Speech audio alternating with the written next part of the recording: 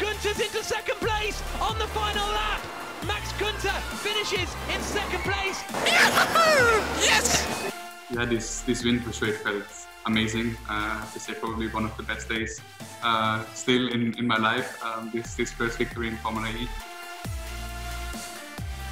So it was the first wet race of Formula E, so very, very tricky conditions, but you managed to qualify 5th and then finish the race in the same position in P5. Now that race was filled with so many incidents and obviously a massive lack of grip. How was it for you? Well, definitely Paris season 5 was such a big challenge. You know, we started the race already with the knowledge there could be some rain because it was quite dark in the sky. It was not just a little bit of rain, it was really a lot.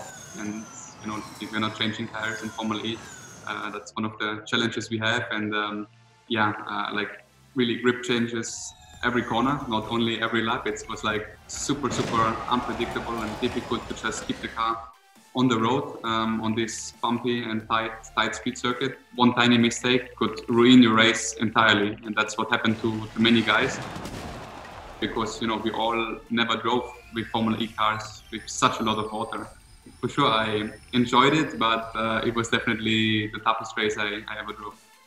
There's a great moment from that race where I think it's Eduardo Mortara was trying to overtake you on the outside on one of the back straights, and he didn't get it right and ended up in the wall. Well, he's not stopping it, he's in the wall.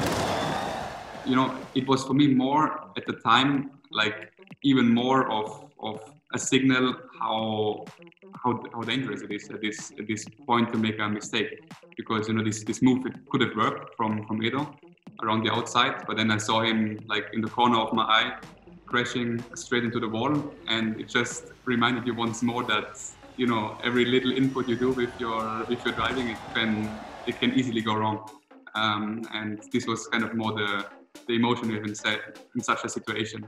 So yeah, it's, as I said, it's the nice thing about races like this is you cannot plan anything. You just really need to react corner by corner because it's changing so much depending on how much it's raining. And this is what a nice challenge of a race like this is all about. We have seen 4 seasons in one day, haven't we? So moving in the same season, a couple of races down the line, you achieved the same result again, P5 quali, P5 in the race in BERN. And I think in what it's fair to say is pretty uncompetitive machinery based on them running an old powertrain and the old Jerks Dragon at the time. What do you remember from that BERN race? Because obviously it had the quite eventful and controversial race restart. Hang on, Franz is in the wall and facing backwards.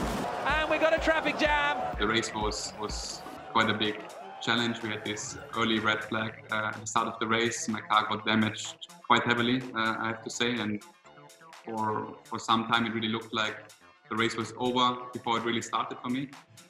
I mean, I saw, you know, the mechanics with tape trying to fix the bodywork, stuff like that, and the red flag, and this is not the nicest feeling to have when you go out again for after the red flag for the restart. But yeah, after a few laps, I felt like, okay, the car is pretty much fine to drive. There is no big issues with it. It was a good race. You had to keep focused as always until the end because it became even more exciting at one point. But yeah, definitely a race I very much enjoyed, and I like looking back. When you got the call from BMW and they said, you know, we like what you're doing, we want you to come represent us, how did that feel? It was a very proud moment for sure. I mean, on the one hand, as I said, the goal, which of course was my goal to get into a top team as soon as possible in Formula E. For sure, this dream has come true. That was super nice, but then there was a lot of other emotions that I said as well in the press before. That you know, as a German driver, as a Bavarian driver, to drive for a Bavarian big car manufacturer like BMW, this was quite something, and yeah, for sure, a big moment at the time. Through the final corner to win in Santiago and win in Formula E for the first time, Max Guenther. The youngest drivers to ever win in Formula E. How did that win feel for you? Yeah, this win for sure, it felt amazing. I have to say, probably one of the best days still in my life. This first victory in Formula E, and yeah, to become a Formula E race winner on my second week in BMW. Yeah, it was just, you know, such a nice combination. So many things came together and made it emotional for me because, you know, you work so hard during all your career getting to this level like Formula E, and then when you get this opportunity to be in a good team and then to be able to win your first race quite soon, this was really, yeah, really special, I have to say. And then the move to secure the win in Santiago onto Costa. Now that's obviously a driver with a load of Formula E experience. He's now a champion. How did that move play out? Because I remember at the time on the team radio, when you made the move, you were so desperate to your team to make sure it was the final lap. You're starting the final lap. Are you sure? Are you sure this is the final lap? Yes, it is. Let's go get him. So does that mean that the energy that you used for the overtake was, you know, if it wasn't the final lap, would have caused you a problem? During this race, I managed a lot of things. I can't go too much into detail, but for me, on the steering wheel, it didn't look as normal. So I just wanted to double check it's really the last lap, because I'm sure the last thing you want is to be in the lead of the race and then to not have the energy to finish it. And then looking ahead, Marrakesh season 6, there's P2 in qualifying, P2 in the race.